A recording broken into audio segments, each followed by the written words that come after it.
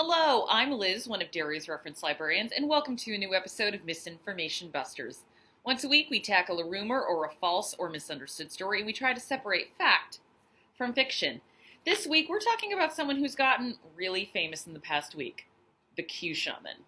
So, what's the story? The Q Shaman has been around for a while, but you might not know it if you don't follow coverage of the QAnon conspiracy. He's a staple of QAnon rallies, just yelling about the deep state. He's been seen at the Save Our Children rallies this summer, and he's always seen wearing a fur cape and carrying a sign that says, Q sent me.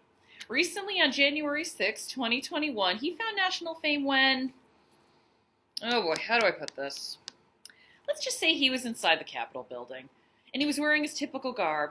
The fur cape, no shirt, and a Viking hat. Oh, face paint. Of course, when a big event like this happens, there are cameras. And when you look like that, people are going to take pictures. And now come the questions. First off, is this guy for real?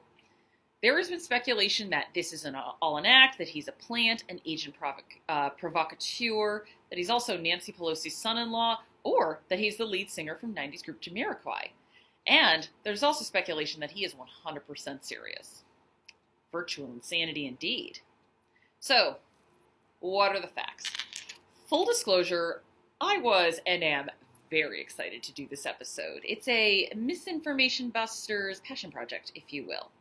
When I saw pictures of the Q Shaman, I knew who he was. I've been keeping an eye on QAnon since 2019, and when you keep an eye on these conspiracies, you start to recognize the reoccurring figures in addition to reoccurring narratives and rhetoric. Plus, he's been interviewed on one of my favorite podcasts, QAnon Anonymous, multiple times. So just a quick catch-up for anyone not in the know, the QAnon conspiracy theory originated on 4chan in 2017 when an anonymous figure, supposedly a member of the government, named Q, started posting cryptic messages. Essentially, it posited that the world was run by satanic child abusers and Trump was the only one who could stop them. And though the conspiracy has kind of evolved beyond him, the evil satanic vampires eating and abusing kids and this is an evil cabal that controls the world tropes are definitely still there. Only now there's more stranger danger rhetoric, anti-vax rhetoric, and COVID denialism. It's also important to remember that QAnon is essentially a rehash of blood libel, which is an old anti-Semitic conspiracy theory that paints Jewish people as child killers, and this is just a common tactic. You make your enemies into monsters so it's more acceptable to inflict harm upon them. All that out of the way, back to the Q Shaman. Who is he? So, as of now, he has been identified by name since he's been arrested. His name is Jacob Anthony Chansley, and the people who reported on QAnon before this knew him as Jake, as he gave the name Jake Angeli. He does have an acting profile, but claims that this was set up years ago to make money on the side. Potentially suspicious, but also plausible, and it is not like actors can't have strange views. Look at Scientology. He's also not the lead singer of Jamiroquai, and he's not Nancy Pelosi's son-in-law. As far as we can tell, he's single. Can't imagine why. As for him secretly being a Black Lives Matter activist or Antifa, there's no real proof. There was a picture of him near BLM supporters, but it turns out that one of the photos that was circulating was cropped.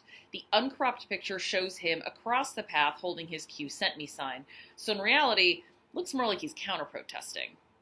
And he was accused publicly of being an infiltrator on Twitter and did respond, or what is supposedly his Twitter account, which is at USA Wolfpack, responded, quote, I am not Antifa or BLM. I am a QAnon and digital soldier, which is something QAnon followers refer to themselves as. And this was also kind of the same response he gave to Alex Jones when asked with similar questions. Also, when a local news team, ABC 15 in Arizona, asked his mother what she thought of her son, she just said that he was a patriot. Of course, there is still the possibility that this is all an act. But if this is an act, he's dedicated because he's been documented at Q rallies at least throughout 2020. Let's talk about his appearances on QAnon Anonymous. Just to be clear, this is a podcast that analyzes and debunks the conspiracy rather than endorsing it. And the hosts, Travis View, who I've referenced before, Julian Field, and Jake Rockatansky, they go to these rallies incognito/undercover and interview attendees. The Q Shaman made his first appearance in August of 2020, episode 103, when the podcast covers the LA Save Our Children rallies. Julian was the one who interviewed the Q Shaman, starting around the 21-minute mark of the episode. And at the time, he was so on point with the rhetoric, even the host thought, this is too good to be true, this might be a plant. But then they interviewed him again. And they interviewed him at the QCon rally in Phoenix, Arizona in October of 2020. And this is found at about the 90-minute mark of the episode. And they just kind of felt, after multiple meetings, they think that he's kind of just 100% into QAnon and that it's not an act. Personally, after hearing him talk about art therapy with the same passion that he talks about Q, that level of sincerity kind of pushes me towards the true believer camp. And as of the 6th, both Field and View have been sharing more footage of their encounters with the Q Shaman to provide both context and more information, and their latest episode, episode 125, is about him. But at the end of the day, only the Q Shaman himself can really say whether this is high-concept performance art or a case of someone who really fell down the rabbit hole. But if it is the latter, it's actually a really good cautionary tale against getting sucked into conspiracy theories. This is a guy who may have been wooey before he gets sucked into QAnon. He makes it a part of his life, and it's to the point where he's making, let's just say, really destructive choices.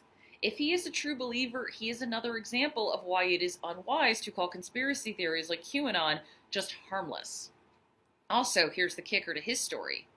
All of the people as far down the rabbit hole as he supposedly is, they're now casting him out of the group, calling him a agent provocateur, and saying that they always knew that he was a plant. I guess it isn't where we go one, we go all, after all. It's almost as if conspiracy theorists just ignore anything that conflicts with their worldview.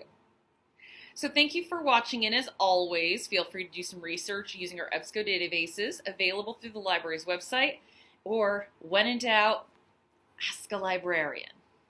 And I'll see you next week.